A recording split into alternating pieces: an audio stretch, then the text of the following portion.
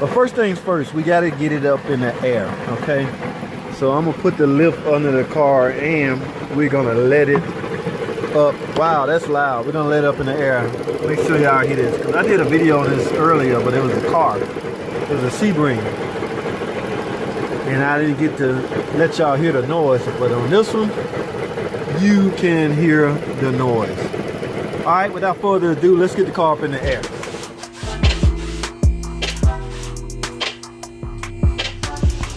Alrighty guys, I just about got everything out. Like I say, I can't do a tutorial on how to remove the trans, but I can go through a lot of quick things with you.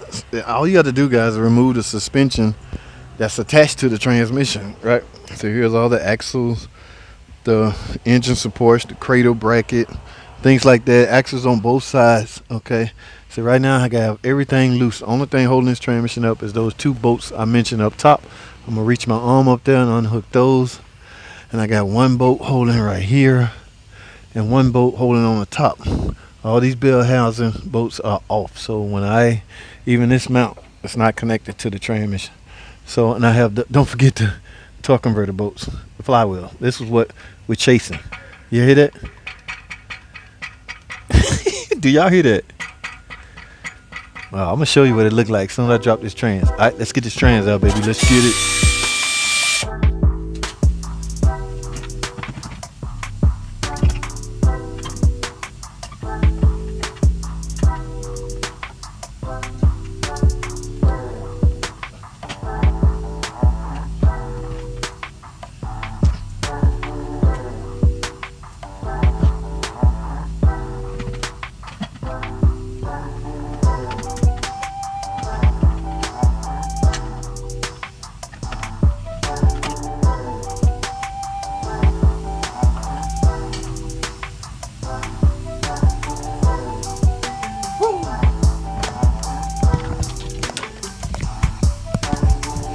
Alrighty guys, well, y'all see, got the trans out. I actually need to take the bolts out, but look, you hear that? Look, yes, that is not supposed to do that, guys. All right, now, who was that? I think that was Easy Does It. Was a flywheel attached to the block. The flywheel flex plate, whichever you want to call it, is attached to the crankshaft. So as the crankshaft rotating, considering the engine is running, this flywheel is running. Now, why is this flywheel needed? A couple things. Here's the starter. The starter's job is armature is to come out, engage this flywheel, and spin it over in hopes of the car cranking. Once the ignition system pick up the cranking, it should catch and the car start up. The way that happens is there's a crank sensor somewhere on here. This crank sensor monitors a gear on the crankshaft. Okay, some crank sensors monitor the teeth on the flywheel. This is not that case. But yeah, this is bolted to the crankshaft, which is in turn, these 4 bolts here, bolted to the transmission torque converter. All right, so that's how power is transferred from the engine to the transmission. Okay, once the torque converter is spinning, depending on a lot of factors that will engage gears and things like that, and you get to go. What's the point in running if you can't go, right? Yeah, they go hand in hand. All right, so this is broken. You're not supposed to do that. That's why I didn't want it to appear that I was camera trick. So let me get these bolts off so we can look even further. I'm gonna show y'all what actually broke. All right, hold tight.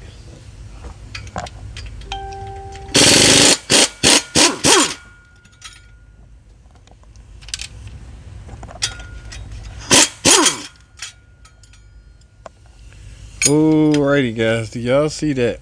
Okay, so this is the noise you was hearing on startup. Remember you heard a noise on startup? Look at that. It was just literally walking, and you hear a noise while it was running. So if you hear that clinking noise when you first started, I know I've seen guys replace the starter for that. It's just a matter of diagnosing it, guys. I don't know how you can prevent from not letting it happen. Well, I'll tell you one way. You can watch this video and you can see that there may be other things you need to check, because I'm not going to sit here and lie. When I first ran across this problem, it got a new starter. Okay, so technically, realistically, I don't want you guys to make the same mistake that I made, because it could damage your image. All right. Yes, these are image killing mistakes right here, guys. Let me take this all the way out. Look at that. Wow. Yes, and guys, while you're in here, go ahead and inspect this rear main seal. All right, now I do have oil leaks, but it's coming from the oil filter adapter housing. Look at this freaking piece of junk flywheel.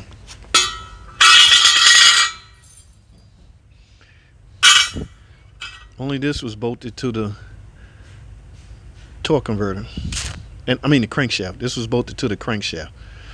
These was bolted to the torque converter. All right, now that we got that out the way, where's my new baby? Here she is. All right, no sense wasting time. We might as well get this on.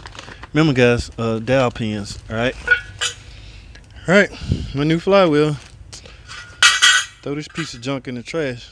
Like I said earlier, guys, don't forget to go ahead. Where's those dowel pins? Just so you know what I'm talking about. Here's one. All they're designed to do is to mate the block and the transmission together, align it, so to speak. Okay. Now, this flywheel, as far as getting it on wrong, you will have a sense of feel if it's on wrong. I mean, it can go on. Now, hole wise, it's only going to bolt up one way. Like, you can't get this wrong because this part is idiot proof. However, this part, which way it mates, can be a little